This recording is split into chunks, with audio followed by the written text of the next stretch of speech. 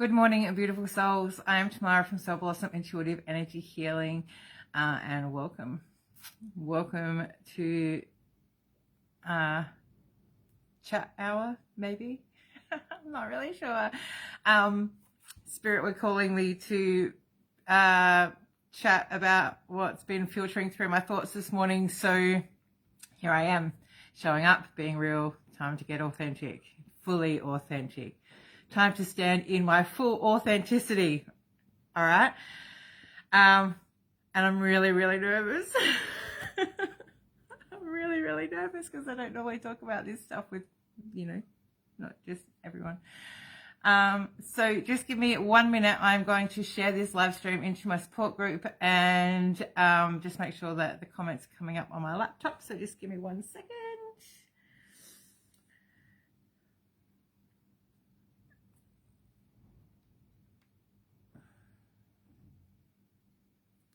Make sure the volume is off.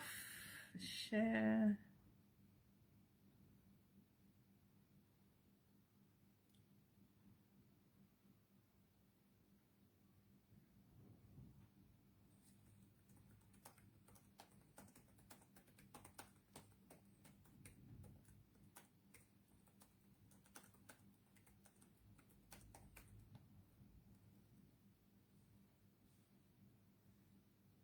Okay.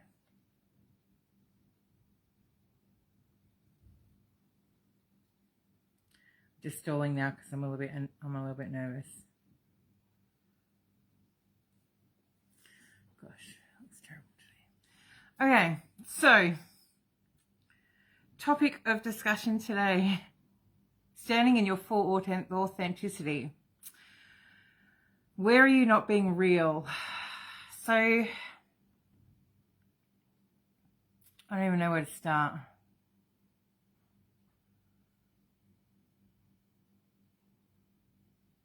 Okay, so for me, I'm a Virgo, okay? And one of our Virgo traits is to, one of our dark Virgo traits, all right, is to want to control how we are perceived by others.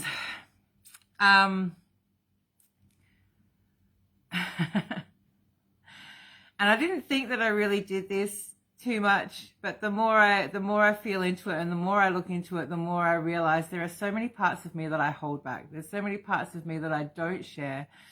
There's so many parts of me that I don't feel comfortable. No, that's not the right word. Like, that I feel shameful about, right? So there's these parts of me that I feel shameful about that I don't talk about, that I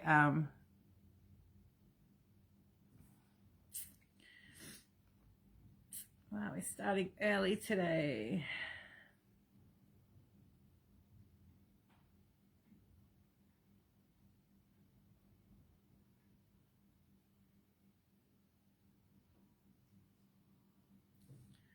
Okay. Sorry about that. So being authentic. Obviously, I'm struggling a little bit because I'm about to talk about something that I don't feel comfortable talking about. Because that shines the light on the parts of me that I don't like. It shines the light on the parts of me that don't feel good, that I haven't been willing to face, that I feel are not really that pretty.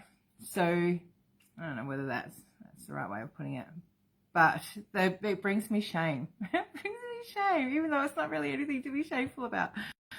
So,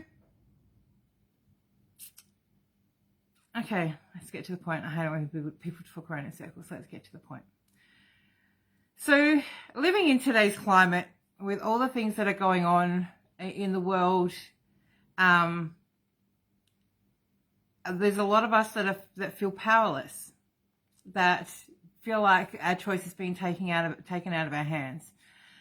But a friend of mine posted yesterday about how you can perceive what's going on in the world at the moment in a different way. So, you know,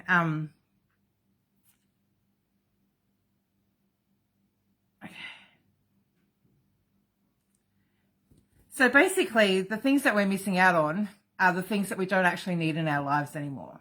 And there's always an option to look for alternatives. Okay. So for me, you know, the thing that I really want to talk about right now is my weight.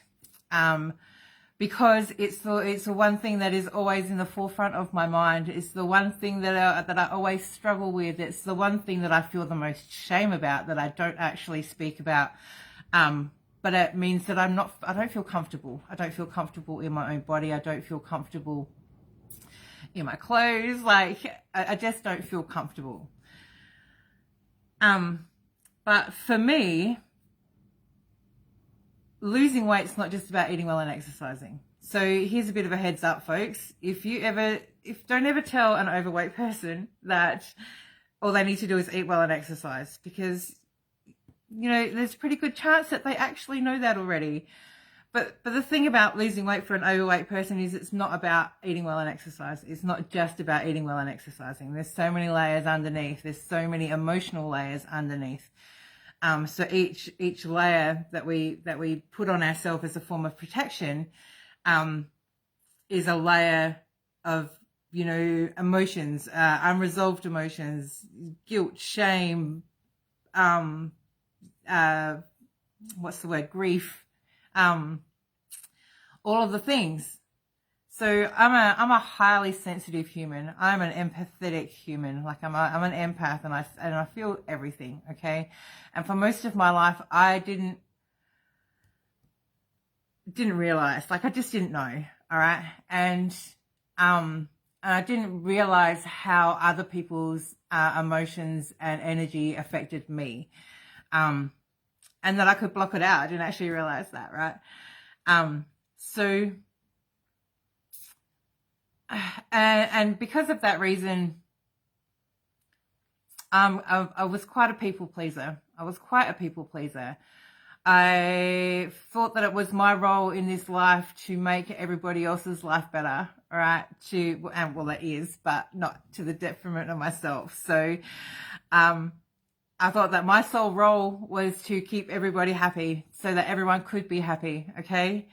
But in order to do this, I had to squish parts of myself. I had to bite my tongue. I had to put my thoughts and opinions aside. I didn't realize I was doing at the time. So I essentially was swallowing my truth. I was essentially swallowing who I was, all right? And every time I did that, it manifested itself as a layer of weight,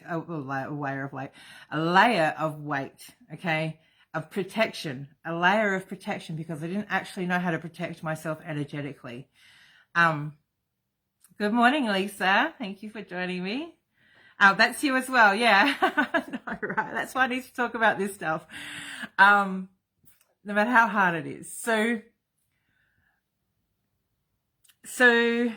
every time I bit my tongue, every time I swallowed my truth, that was something else that energetically got stuck in my body. Energetically got stuck as another layer of that needs to be filtered through, I guess, in the whole weight loss process. So, you know, you hear these stories about people who do these weight loss programs and they lose heaps of weight, but as soon as they stop focusing so much on the actual program, the weight comes back again. And it's because they're treating the physical symptoms, not the energetic or emotional things, like the things that got us here in the first place. I'm an emotional eater. I didn't realize this. I've only just realized this in the last 12 months. I'm an emotional eater. And a lot of the times it comes down to the fact that I'm pretty lonely, I guess. Let's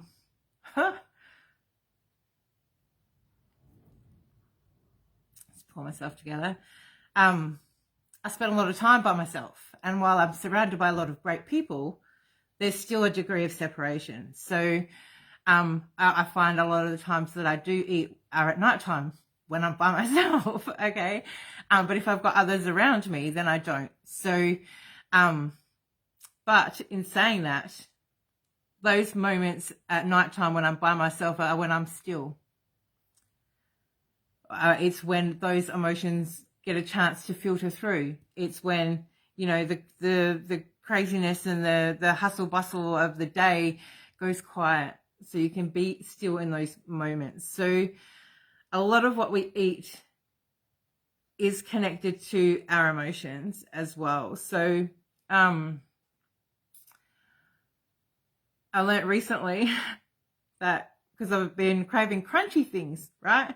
Chips, crunch, crunch, crunch, crunch, crunch, crunch. And I learned recently that that is associated with the emotion of anger, all right? Which I found is interesting. And chocolate is comfort, so the sugar is comfort, and you know, all the different things. So they all have different layers. It's all about layers today. So where was I going with that? Crunch, crunch, crunch, anger. I'm just going to keep talking because I can't remember where I was going with that. So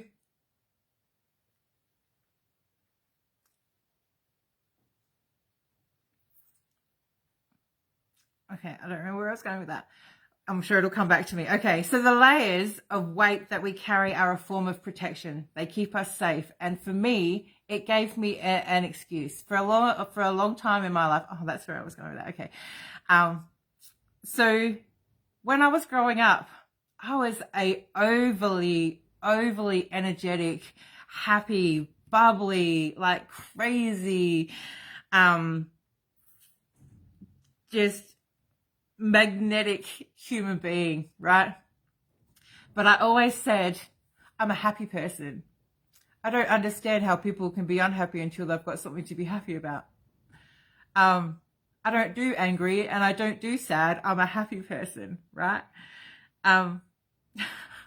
Just gonna laugh at my own naivety. So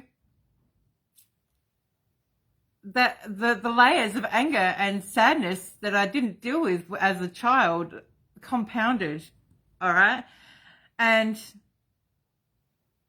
you know, I used to say, I don't understand how I'm a happy person. I'm happy until I've got something unhappy to be unhappy about. But I don't understand how people could be unhappy until they've got something to be happy about. And then one day I woke up and I realized that I was so sad that I didn't know how to be happy anymore. I didn't think that I knew how to be happy anymore, which was a revelation in itself. And the reason I was so sad was because I was everything that everybody else needed me to be. And I was so far removed from my own soul and my own authentic truth that it's just really sad. And it makes me tear up just thinking about it right now. And that was a pretty defining moment for me. That was a pretty defining moment. I had to make a lot of big changes in my life to be able to bring myself back to be able to find the joy. I did a live stream last year, maybe it was earlier this year, I'm not entirely sure, about the journey of my teeth and how the inability to smile without thought stole my joy. And that was part of the process, but the breakdown of my teeth were all like signs of the sadness, of the anger, of the grief that I was not dealing with, that I was not looking at, that I was not addressing. So 3 years ago, I separated from my partner of 13 years. He's the father of my 3 children. It was a codependent, controlling relationship. And all of my energy went into keeping him happy. And 3 years ago, when I said I can't do this anymore and walked away, my main goal was to be able to come back to myself. And part of that was to lose the weight. So here I am 3 years later, and I've done a shit ton of work. Like the person that I was 3 years ago compared to the person that I am now is unrecognizable. It's unrecognizable. I know that's not entirely true because I still do recognize parts of her. She's still in here. She's still in here. Yeah. So I've done a lot of spiritual work. I've done a lot of energetic work. I've done a lot of, breaking cycles and patterns and, family karma and just, I've done a lot of work, but the one thing that's suffering the most for me now is my physical. So my physical is not in alignment with how I feel on a spiritual level, on a energetic level, or just on a soul level. Like it's not in line with my heart and soul. But the journey to get back to, there's still resistance. That's my point. There's still resistance for me around making the changes that need to happen in order for that to come off, in order for the weight to come off. And these are all things that I know are good for me. So in September last year, I did a Tony Robbins UPW, and we had to write down 3 limiting beliefs that we had. And one of the things that the one thing that I worked on was the fact that I didn't believe that I was lovable. I didn't believe that who I was, heart and soul, was lovable. And so the weight that I was carrying, the weight that I am carrying, is as that layer of protection was my excuse. It's my excuse. Oh, I don't blame people for, not wanting to love me because, I don't really want to say it out loud. But our thoughts are crazy. But I felt disgusting. So I thought I was disgusting, and that made me unlovable. So I had to smash through that belief that I was unlovable, because it's a load of shit, really.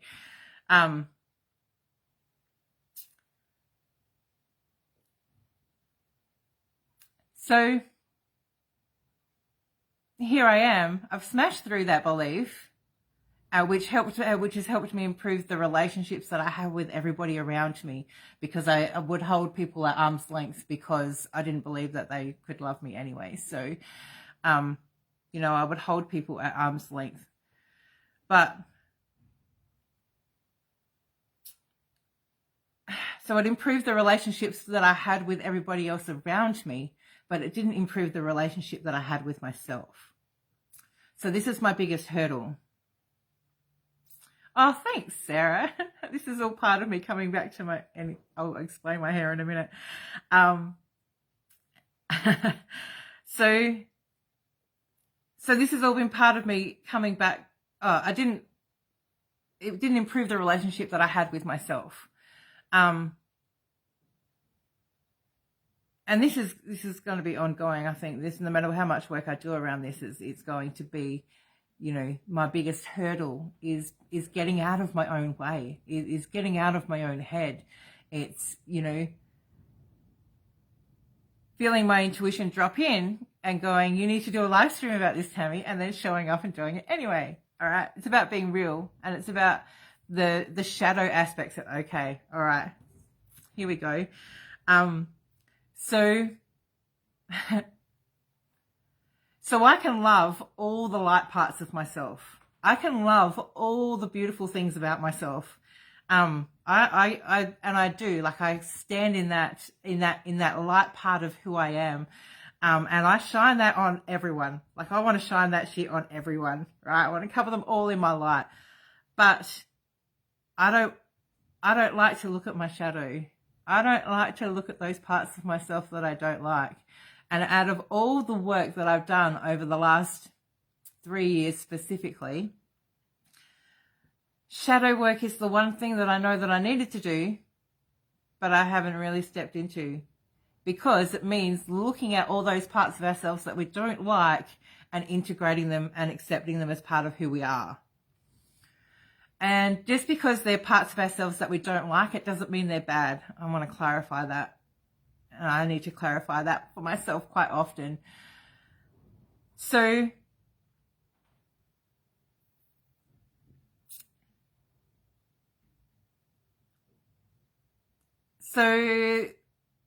okay, this is just all part of this is how I process stuff, all right? And I'm sharing it a lot. This is how I process stuff. So that little drop in about the shadow was like, okay, where do I go with that?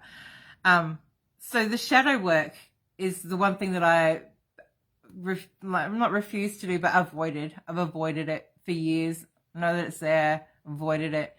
But now when I show up in my life, I share my light with others, but I only feel my shadow. I don't know if that makes sense. I only feel my shadow. So I only see coming from those the darker, hurt, overwhelmed, negative parts of myself. And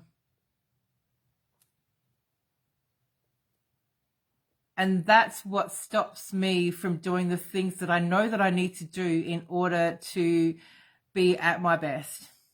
It's those shadow parts of myself that I'm still holding on to that stop me from eating foods that I know are good for me and maintaining that stop me from going for a walk when I feel like it. All right. Stops me from the movement and doing all the things that I know are going to free my energy and make myself lighter, both emotionally, energetically, and physically.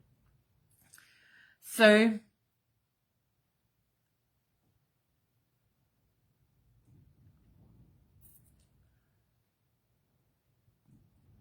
the part of this whole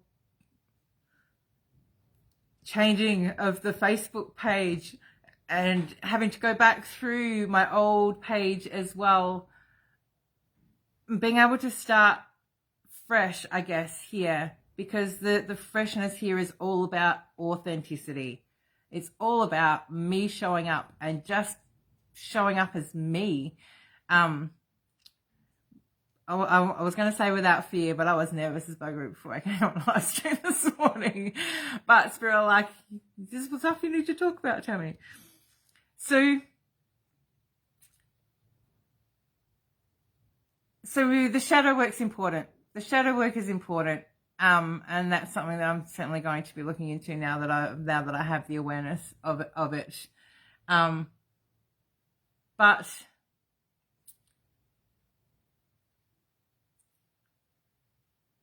the things that we think and the words that we speak, create our reality.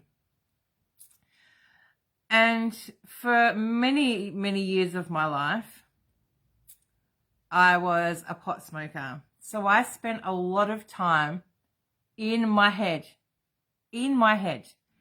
And because smoking pot was an escape from my emotions, because it was too overwhelming, I didn't know how to deal with it, didn't have the tools, blah, blah, blah, blah, blah.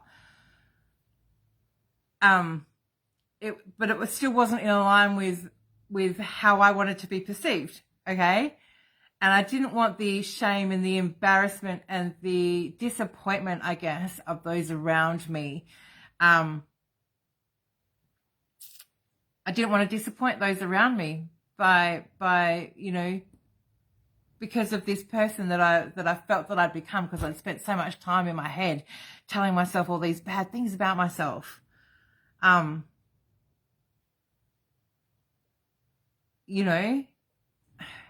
Because I was so out of alignment with who I actually am.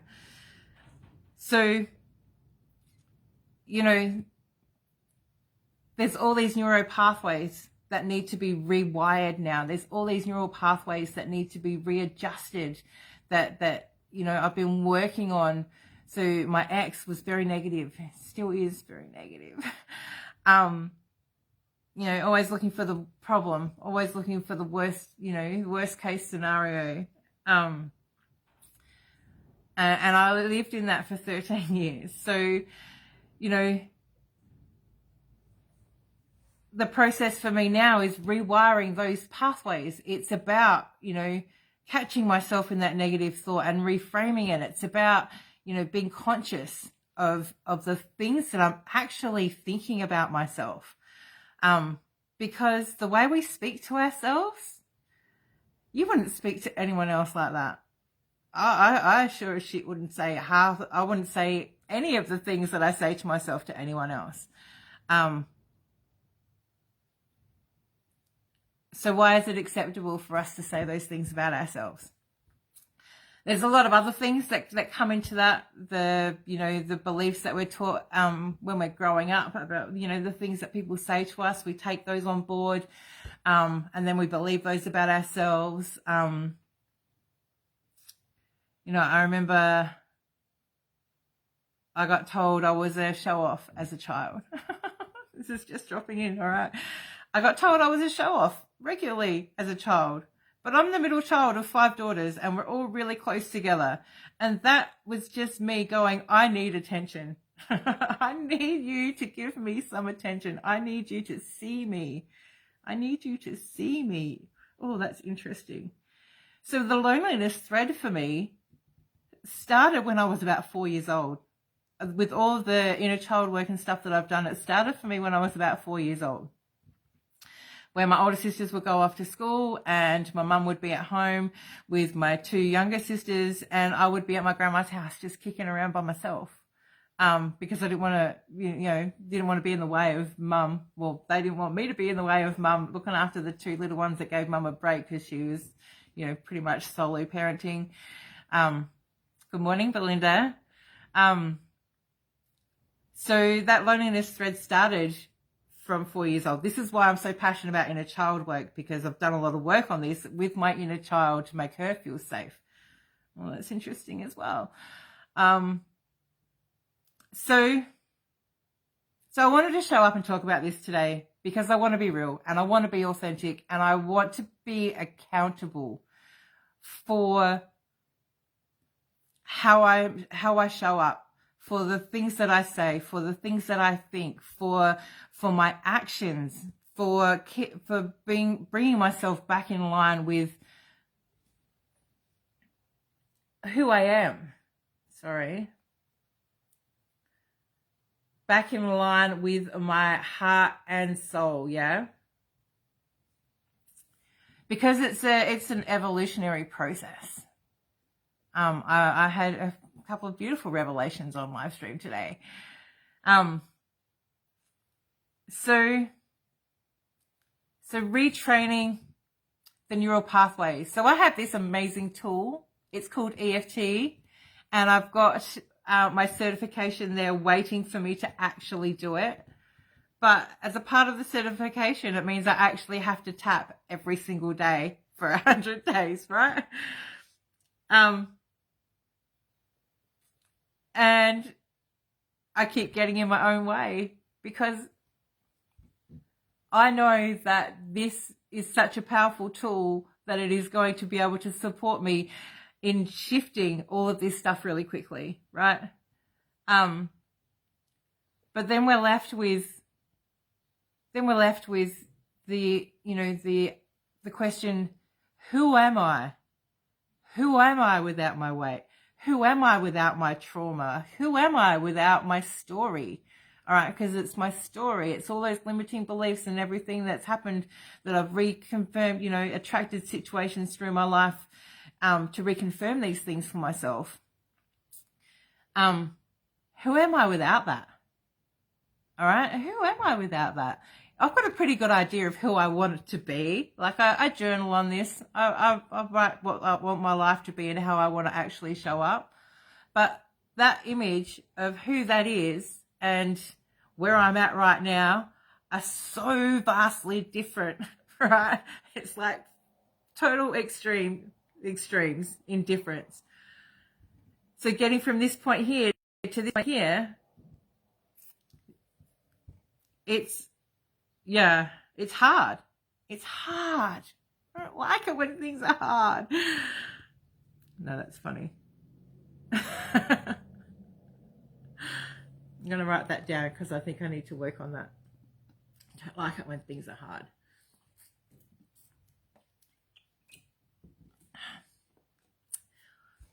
So I was going to say, wouldn't it be nice if we could just click our fingers and all the things that we need to, we can do all the things that we need to do to, you know, to be able to live the way that we want to live, be who we really are.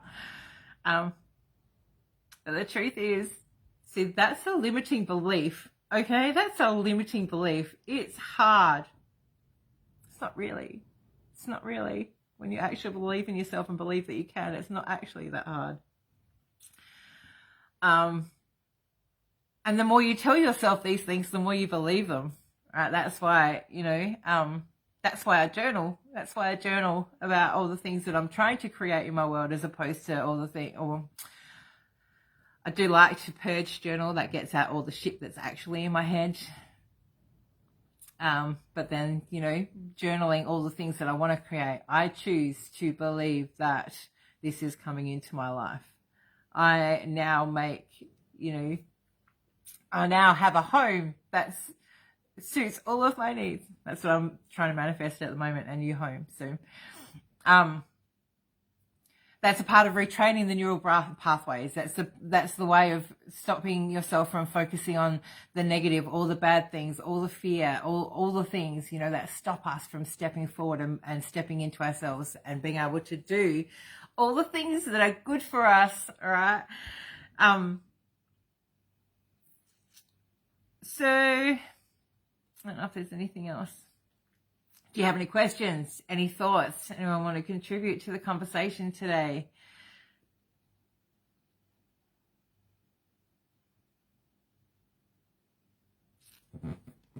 Have to go, but we'll be rewarding this. Thanks for rewatching. Okay. Thanks for sharing. Yes. So there's so many things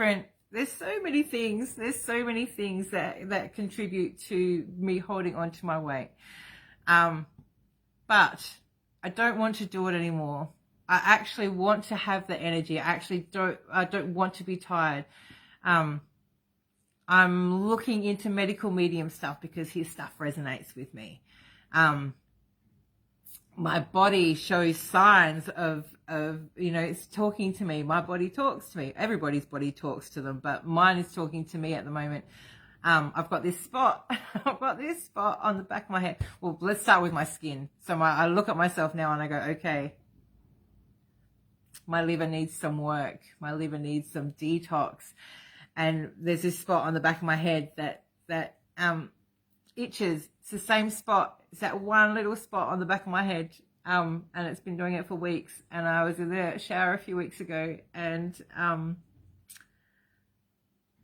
it dawned on me. So the shower is one of those places where lots of intuitive stuff happens. And it dropped in that, are there meridian lines that run through your head? So meridian is the Chinese medicine, ancient Chinese medicine, traditional Chinese medicine.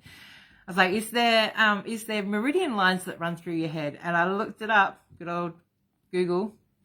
And yes, there's one spot, that one spot on the back of my head, the line that runs down through there is the liver meridian. I was like, all right, definitely need to do something about this. But I feel like I need to do everything by myself, but I find if I try and do everything by myself, I don't do anything because I get overwhelmed and I don't have anyone to hold me accountable. So that's another reason why I'm sharing today. Sarah says, I need to do shadow work as well as inner child, but keep getting in my own way. So I just scratched the surface too. I just scratched the surface. Yeah. So shadow work and inner child are actually kind of go hand in hand, right? They're two really good modalities to do together. All right.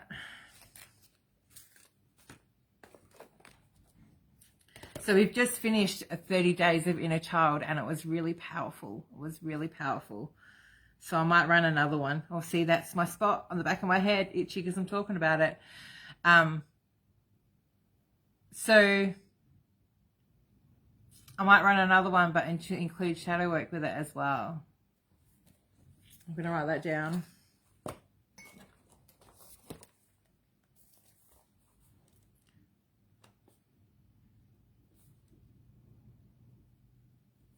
All right. Because I think that that's really important. So shadow work is throat chakra. And it's all about speaking your truth and being authentic and, you know, and all of those, the communication. Elisa's doing all this at the moment too. Yes. Hi, Ashley. So in order to receive a reading, I do offer full spread readings and I do offer 30-minute Zoom psychic readings. If you would like more information about that, please send me a private message. But I'm not doing live readings today. And when I do live readings, they happen in my interactive soul support group. So if you want to find that and join, I'll let everyone know here anyway when I'm about to do them. So Sarah says, my throat has been so scratchy and I've had a tickle for weeks. I'm not sick at all. Yes. So,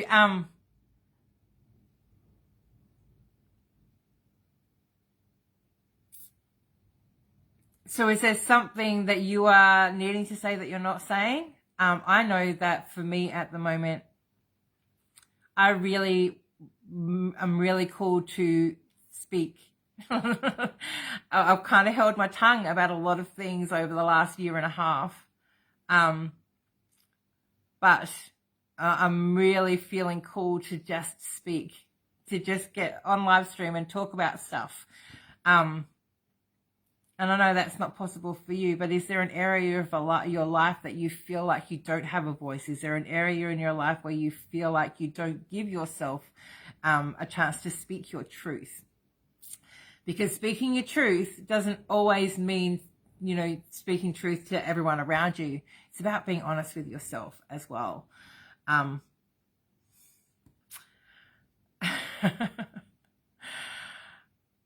So yes, it's about being honest with yourself as well.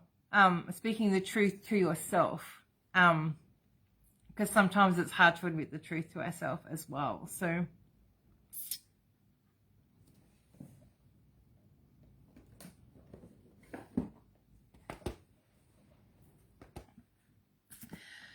the shadow integration.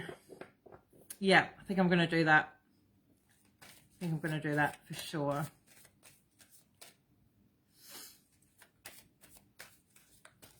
Because I need to work on that as well. We're about to dive into the throat chakra consciousness and with my mentor on her page, Reality Awareness. Or part of her inner circle. So I'm not surprised that we're in this right now.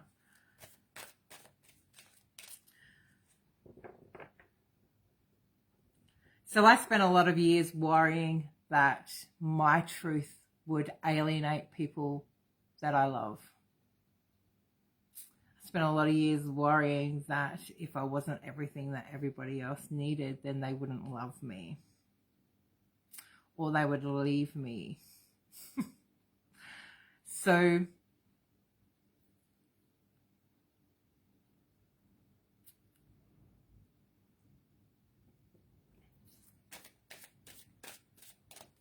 I don't know where I was going with that.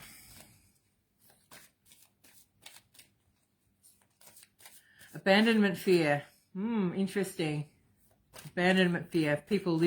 Me losing people. I used to fear losing people. And then after I separated with my ex, I realized that I would never put myself in the position where, you know, I would rather lose people than lose myself again. Because that's why I essentially lost myself by, you know, by not wanting to lose others. Weird.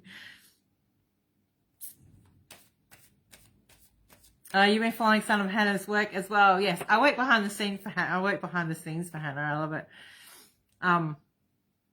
I've been part of her tribe, I guess, since April 2017, where I signed up for Trust Your Intuition. So if you would like some more information, Trust Your Intuition is her signature course, and it leads to the certification of being an intuitive healer. And I'm an affiliate. So if you would like the affiliate link for that, I think the early bird price rises really soon. And we do live trainings. We're doing live trainings next year. And I do support calls in the Trust Your Intuition group now. So yes, if you would like some more information about Trust Your Intuition, Lisa, I can't tell you how much it changed my life. Yeah. So Sarah says, I feel like that for me. I feel very lonely at the moment. Yeah. And I think that's the trick, isn't it? Especially with everything that's going on in the world right now. There are two things that are going to be our power and our gift. Two things that we need to stay focused on that will help us get through no matter what the world throws at us in the next, through this change of into the age of Aquarius, right? This awakening of consciousness, which we're actually going through right now, and the breakdown of the 3D society, which is not very comfortable. So there are two things that we need to do, that we need to focus on. The first one is our health. Being healthy, doing cleanses to remove parasites from our body, to make sure our liver function is optimal, to make sure that we are at our peak physical health, so that we have a clear channel. Because the second one is our connection to ourself. So going inwards, to be able to be still and be silent and connect with ourselves, to be able to connect with our intuition and our own inner knowing. So they're the two things that that will be the most powerful for us over the next 5-10 years, right? Health, our physical, mental, and spiritual health, right? And our connection to ourselves, our connection to our inner knowing and our intuition and all those beautiful things. So a lot of us look for answers outside of ourselves, whereas everything we need is actually inside ourselves. So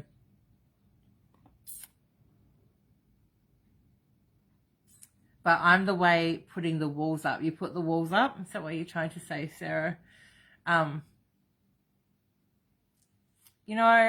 was pretty good at putting walls up, but at some point you have your tower moment and they've all got to crumble, because putting your walls up keeps the isolation and the loneliness.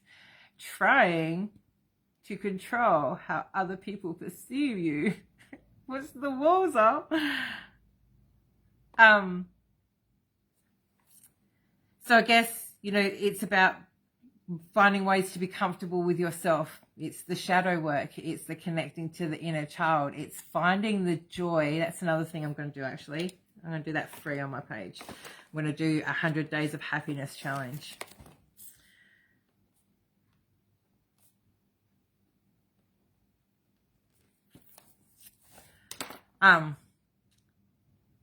So when we put the walls up, we're not really protecting ourselves. We're actually making it harder for ourselves. Because that's the disconnect. Yeah. So we need people. We need others. We need connection. As human beings, we need that. And I will argue with anybody who tells me that they don't.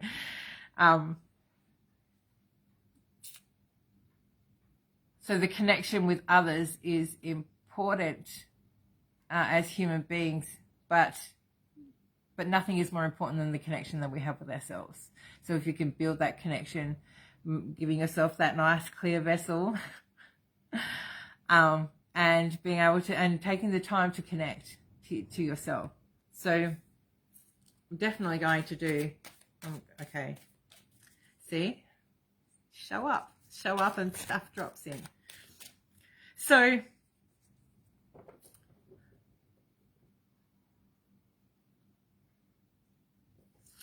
I was going to talk about self-care.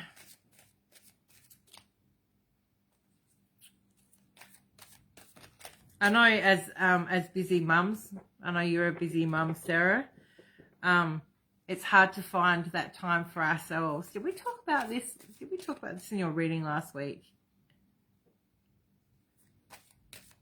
About waking up a bit earlier so that you can have that moment of peace. Look at this card that just flipped out. Of course it's blue. Will. Yeah. Expression, assertiveness, self-control, direction. So, direction, self-control.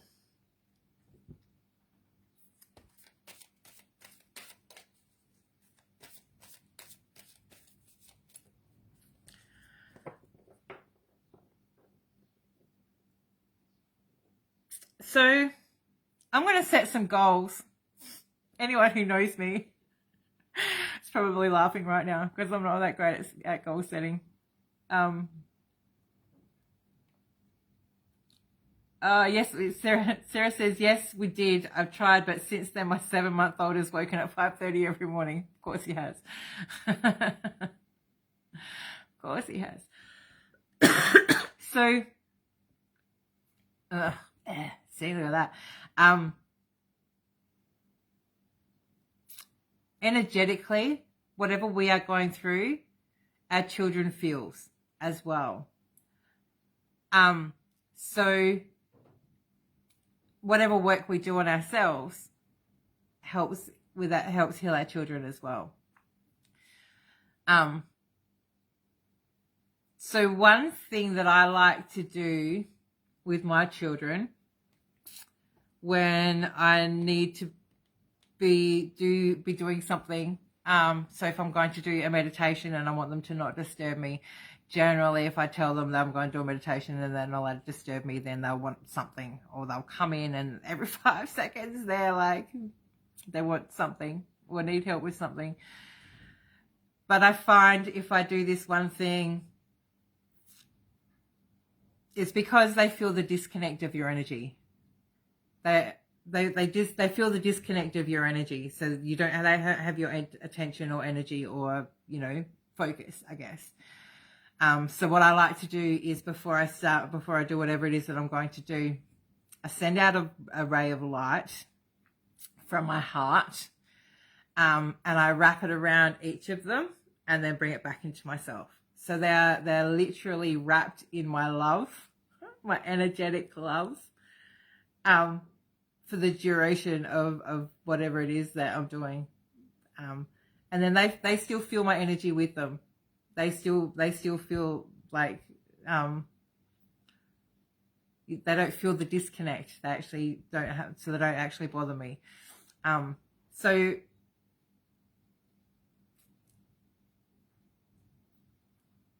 I'm wondering if that's something that you could do, Sarah, is energetically send love. I know that 7 months old, I don't envy those.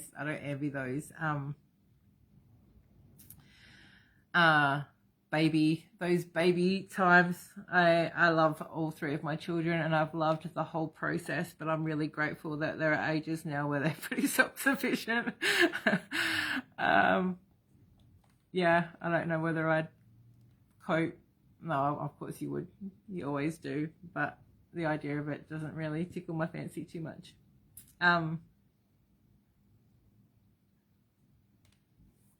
Yes. Oh, thanks, Sarah.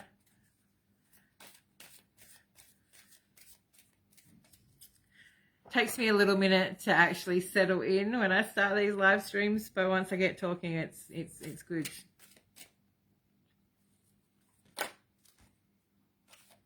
Nine and 2, and actually she's 8 months today. Yeah, so you're still in it. You're still deep in it. And I know that it's hard, but I think that that's probably the most important time for you to be able to keep coming back to yourself. Excuse me, because you could give all of yourself to your kids and not give yourself anything, but that doesn't do them any service either. Learned that one the hard way. Hello, beautiful Kate. Yeah, that doesn't do them any service either. So if we are at our best, so I've got a son who's nearly 8 and a daughter who's nearly 13 and another daughter who's nearly 15. And I find that the more work that I've done on myself, the better mum that I can be. And the better our relationship. Like, the relationship that I have with my daughters just keeps getting better as they get older. I was talking about this with Hannah just the other day about how, you know, yes, my teenagers are, well, almost teenager and teenager are typical teenagers, but at the same time, there's a level to our relationship that I love. Like, we're probably the closest we've ever been. I don't know where I was going there. Sarah said, I'll keep saying that, don't I? Sarah says, yes, so important. My 8-month-old is why I dove headfirst into my spiritual journey. After she was born, I was very low and I've already come so far 8 months ago. Yeah. See, I love that you're celebrating that. And I love that you can see that, because a lot of the time we focus on all the things that we haven't done or we haven't achieved or we haven't shifted or, you know, all those things.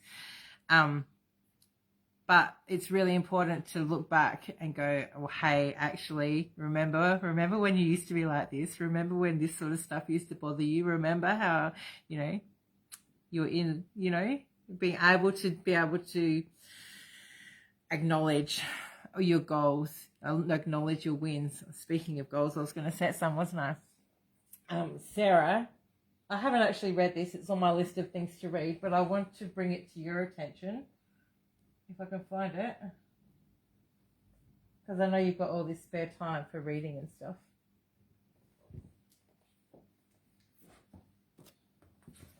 So it's called The Emotionally Absent Mother. So I've heard nothing but good reviews about this book from people in the Trust Your Intuition tribe, which gets it. They get it, right? I just wanted to share that with you because that dropped in. I still haven't read it. So, but it helps you heal your childhood. Okay, I'm gonna have to read it because there's a reason I pulled it off my shelf today. So, Lisa says, I have daughters nearly 14 and nearly 12 and a son 9. Yeah. How different are boys to girls? Blows my mind. Yeah. I've got a whole bookshelf of books that I want to read. I've actually just started reading. one. I'm going to share this with you guys. It's called... Got to get the full title. It's by a guy called Anthony O'Flynn. Where is it?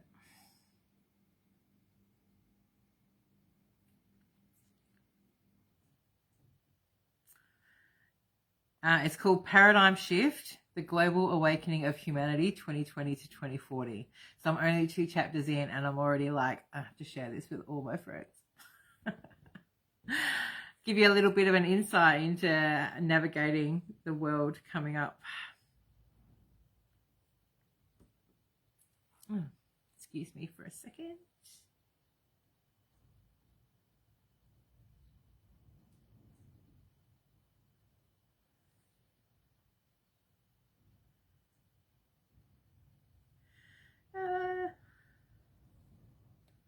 Okay. So,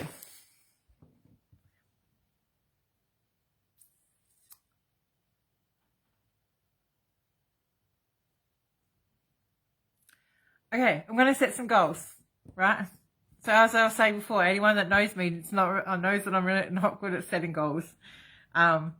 Not good at setting, well, I don't like to set goals because then if I don't want to disappoint myself if I don't reach them, and I don't like to hold myself accountable.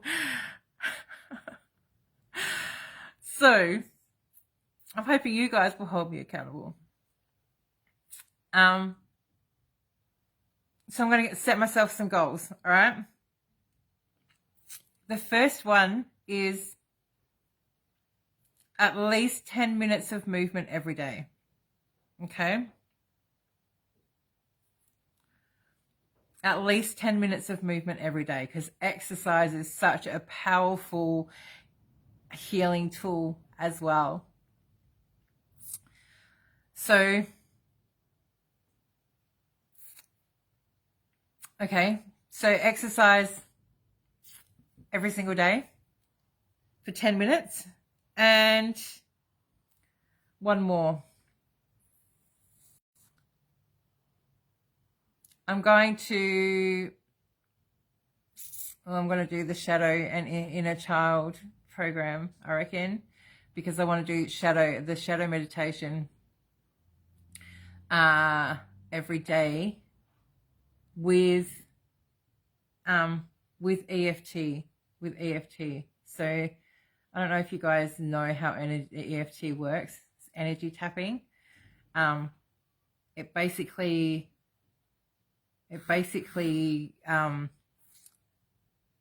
shifts the your amygdala in your brain is where your fight or flight response stems from. So your nervous system determines your environment and then sends the message to your amygdala, and your amygdala decides whether it's a concern or not. So it switches on the fight or flight response. And so tapping basically just sends a message to your amygdala to calm the fuck down. So I use this with my son on Thursday. I'm teaching him, which is really without actually, teaching him. So he was having a huge emotional response to something that happened at school, to the point where he couldn't even talk about it because he would get so upset. So I was just tapping on his points as he was crying, as he was talking about it. And it only takes a few minutes. It removes that overwhelming emotional response, so that you can find clarity and be able to heal from a space that's not an emotional reaction, if that makes sense. It also decreases stress. So it also does all these amazing things. So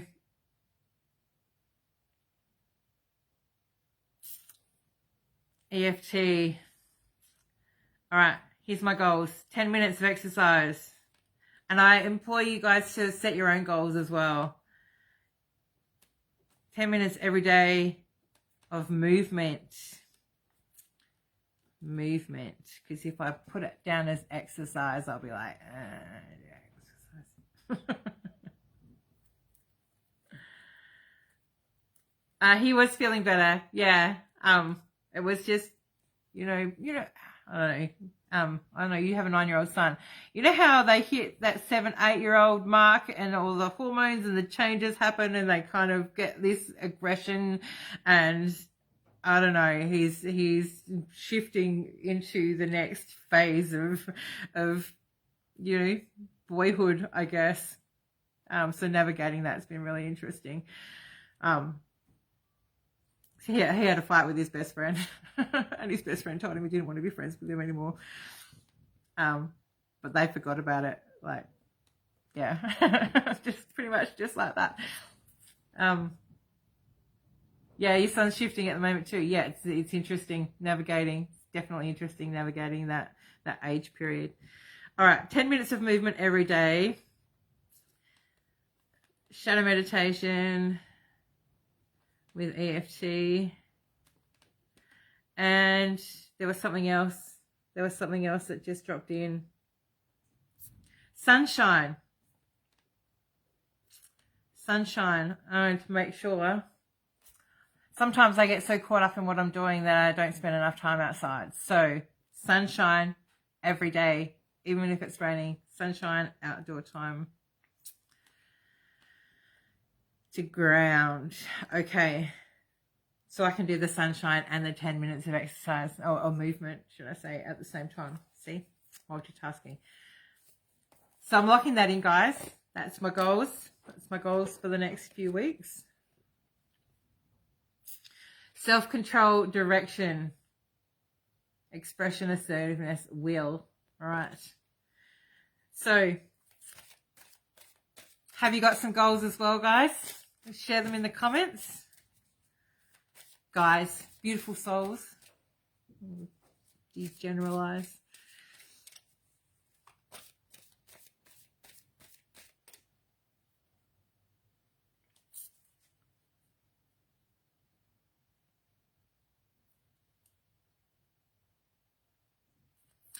All right, I'll write that down as well. I might do a live stream. I will. I'm not sure when yet. When Spirit gives me a nudge, taking you through the tapping points.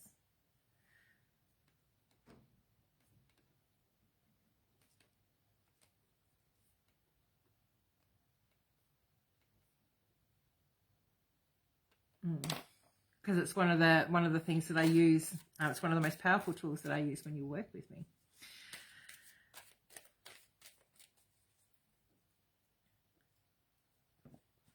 Sarah says, my goal is to be able to find time to meditate and move daily, get the pram out and go for a walk. Okay. Just want to reword that a little bit, Sarah. Because at the moment you're saying, I'm going to try and find time. But if you go, I choose to meditate, move, and and go for a walk every day. So you can meditate and walk at the same time. I know that sounds really weird, but it's a movement meditation. So it's quite possible to do all of that all at once as well.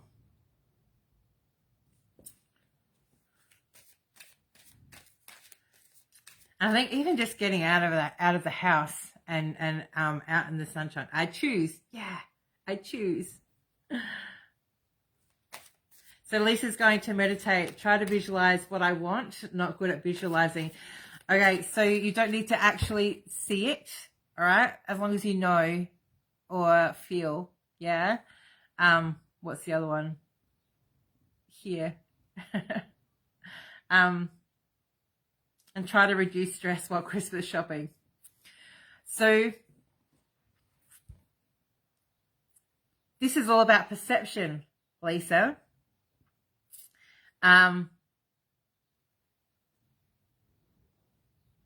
So you can meditate. The trying to visualize what I want, journal that. Just write it down. You don't have to spend hours a day journaling. You can sit down for 5 minutes and go, I choose to believe that blah, blah, blah, blah, blah. I have this amazing life where this happens, blah, blah, blah, blah, blah, blah, and I'm so grateful. So you can create that, like writing it down. And even if you're writing the same things over and over and over again, that's how we manifest stuff into our reality, because that's what we focus on. So you don't actually have to visualize. I don't actually visualize a lot of stuff. My strongest clair is claircognizance. So I know a lot of stuff. I just know stuff, it just drops in. I struggled to meditate because I thought that I had to actually see, I've got to see this color purple. Well, actually, no, I know that the purple is there. I don't actually have to see it. Probably journaling is one of my favorite tools. I've got a bit of a problem with, I buy these just random. I've got hundreds of them. Look, there's one there. There's another one. There's another two, actually. There's another one. So I think I've got a bit of a problem when it comes to like notebooks and journal books and stuff. But they're always on hand because it's really powerful being able to write down. So you remove. So if you come from the perspective that you have no limitations, you have no stresses, you have no like financial restrictions, no restrictions at all, right? If you wipe that slate clean and you just feel into your heart and go, okay, what would I want to be doing? What would my life look like? How would I show up? What kind of people would I surround myself with?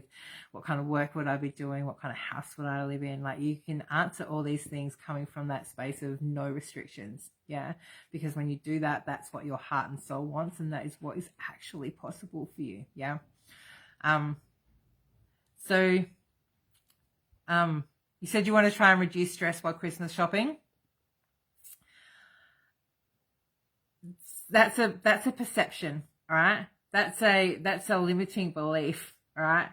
Christmas shopping is stressful. But is it?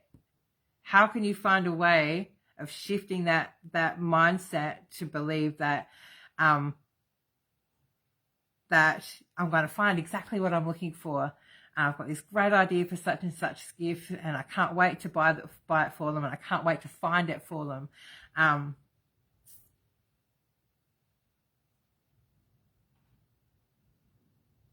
So shifting your perception. Oh, okay, I've got my list. I've got my list of all the things that I want to buy. I'm going to go out and find it today. And if I don't, it doesn't really matter because I'm going to enjoy myself while I'm doing it. So shifting that perception of, I get so stressed with Christmas shopping, because really it's actually the act of gift giving, right? It's actually the act of giving something to somebody that's from your heart, right?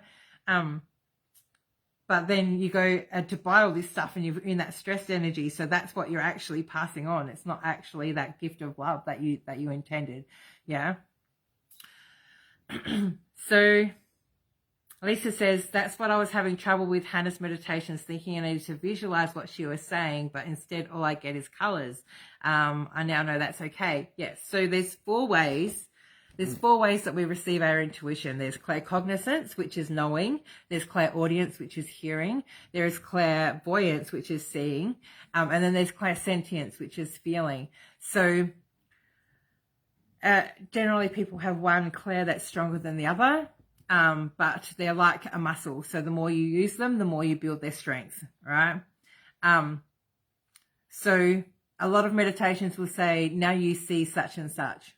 But really, you don't need to see it. If clairvoyance is not your strongest clair, then you're probably not going to see it. But as long as you know that it's there, as long as you feel that it's there,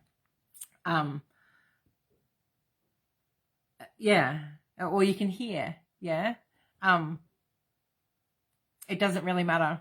There is no guidelines when it comes to meditation. There's no guidelines to, I find with a lot of Hannah's meditations, I tune out halfway through and my mind just kind of goes to other stuff. But it's all this other stuff that's where the power is, right? That's where it is. That's where the gold is, I guess, in the meditation. So it doesn't really matter if I'm following it or not. We don't need to. It's our mind that keeps our restriction on. Oh, I've got to listen to this. I've got to follow it the whole way through. It's not going to work if I don't do it properly. Not really true. I attend a full moon ceremony with Hannah every month, and I went through a period of time where I would fall asleep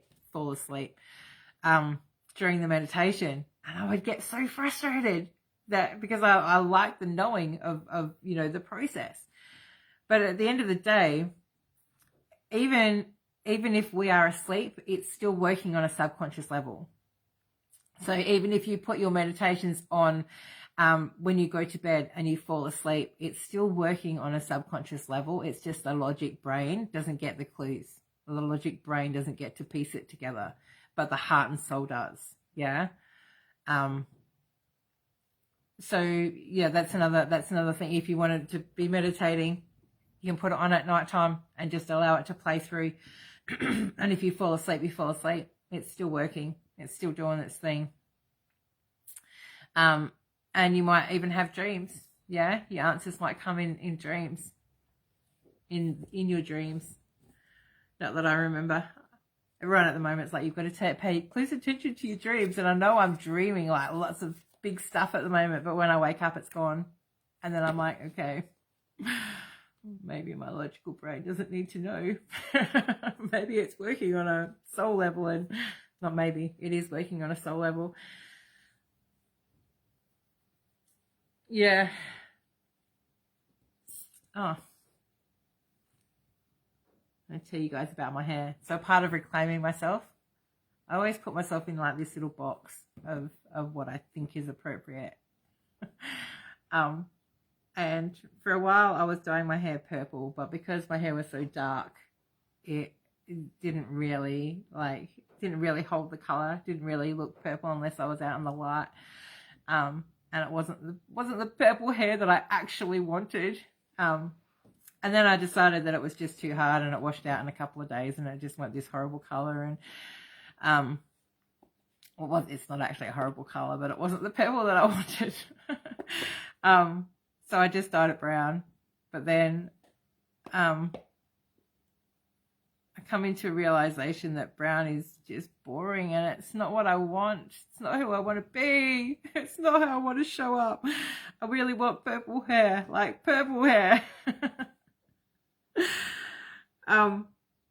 So I bought some stuff that's supposed to remove the color or the box colors and stuff from your hair, and I put that in my hair yesterday, and my hair went orange.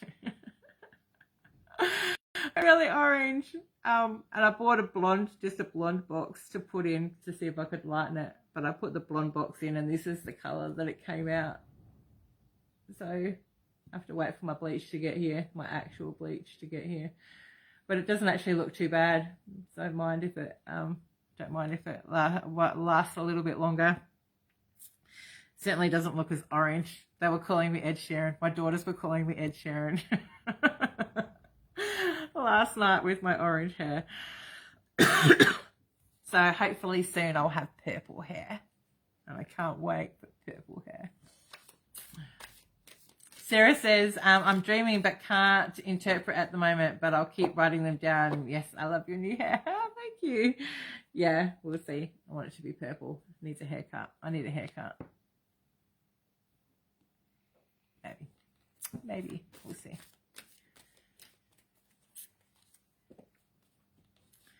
Okay. Well, that was awesome. So remember your goals, ladies. Remember your goals. I'm going to check in. I'm going to do that inner child and shadow. Yes, the 30 days of inner child and shadow. I'm going to do that again because that was really awesome. And I think I'm going to do 100 days of happiness challenge here on the page. Not sure what that looks like yet, but I think everybody needs an opportunity to find the joy in everyday life. A happy accident, yeah. It's still not purple, but it doesn't look so bad now. So the 100 Day of Happiness Challenge, I'll tell you guys, but I'll do a live stream about it when I actually do it. I first did it a few years ago. No, that would have to be 6 years ago now. 6 years ago, maybe 7 years ago even. And it was just something that I came across on Facebook, and it was posting every day, like one moment of happiness, one thing that happened in your day that brought you joy. And the first time I did it, like I took a photograph of whatever it was and posted it on Facebook. And I did the full 100 days, which was really kind of awesome. And then I did it again a few years ago. and I did the full 100 days there, but I was not as invested. I don't think. I think I was looking for something outside of where I was at. I wasn't very happy with where I was at, so it was pre-separation. So, but it's a beautiful way of finding joy in moments that you wouldn't normally. It's about looking for happiness in your day, as opposed to you know, getting caught in the stress and all those things as well. So I think the world needs a little bit of joy right now. So I'm going to do that. I'm going to do 100 days happiness right here. It means I get to live stream every day. That would be awesome. It means I have to commit to live streaming every day. Okay. I'm going to love you guys and leave you and get on with my morning. But I do also want to let you guys know that I am doing the full spread readings and the 30-minute Zoom call readings. And if you want to work with me one-on-one, I have programs for that as well. So just send me a private message and I will give you all the details. And thank you all so much. I also want to mention that at the top of the page is a post with all the links of all the places that you can find me. So YouTube, Telegram, Instagram. So you can follow me across the board if anything ever happens to Facebook. So, hi Belinda. Yes, I'm just jumping off. You'll have to watch the replay. If you are watching the replay, just put #replay so I know. So I know that you're here with us. So thank you all so very much, and I love you all, and I'll see you all very soon. Bye.